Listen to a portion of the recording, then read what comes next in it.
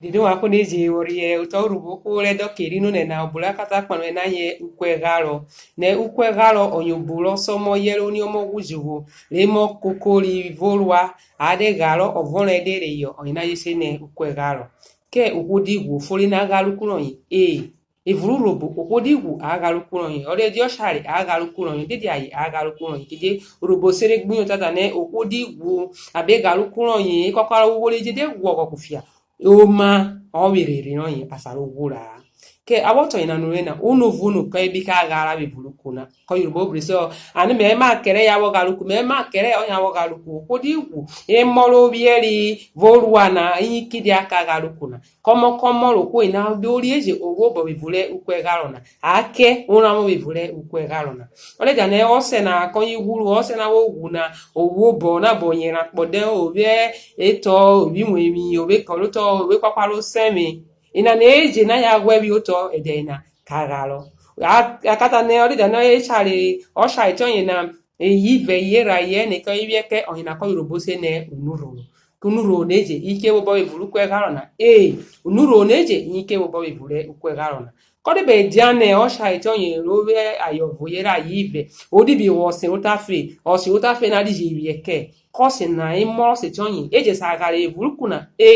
imoro setonye na eje sagara evurukuna kedie urobo sere gunotane komo rune orero shaire ore ayere owo bo evurukwe galo rose yero nitonye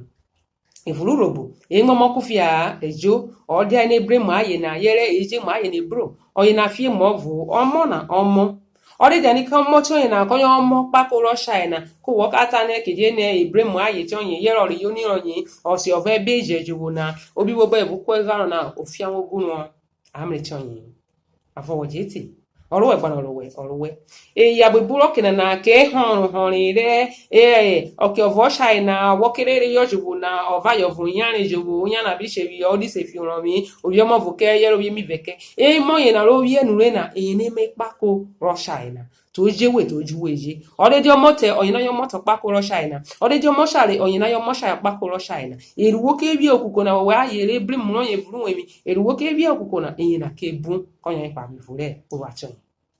orowe oyoma awoto ina no to fa be kata tene kono koyan ke agaluku na ke ko meta ijewu na komo ya ke agaluku na ke do be jano boro shaina wori yelo boro ni na wori o te gale nyunyomi ka galo ununuru ovoka ebinuru kaye ro ye wo koshari oyina yese ne unuru ro shaina o shaina unuru era unuru eni omudi abione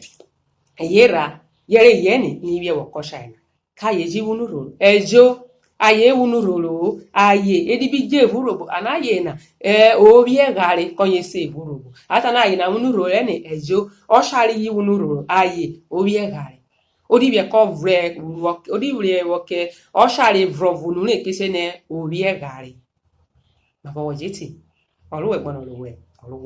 ke awoto ina nurena utofa be kata tene ono ko ikikidia de we ukuna ode galo ute ekworo sena ekworo ro sena ebe ro sena osha iro guru na ekworo yin ro ebe ro sena yin ikidia ide na kinye galo kuna wokimon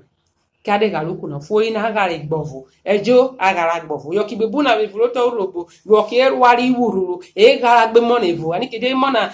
yo ke fo mo ebie bada ibre mo ni oyulucho owo ro gbo mudi agaruka okucho ina nene ukwo toto onye wo gare na ofu yenwe abavu na fo jiti oro gbana orowe obore wo robo fo ina anyon kan odike kwa kufia ejo odike kwa kufia oyuru emuru robo loto votore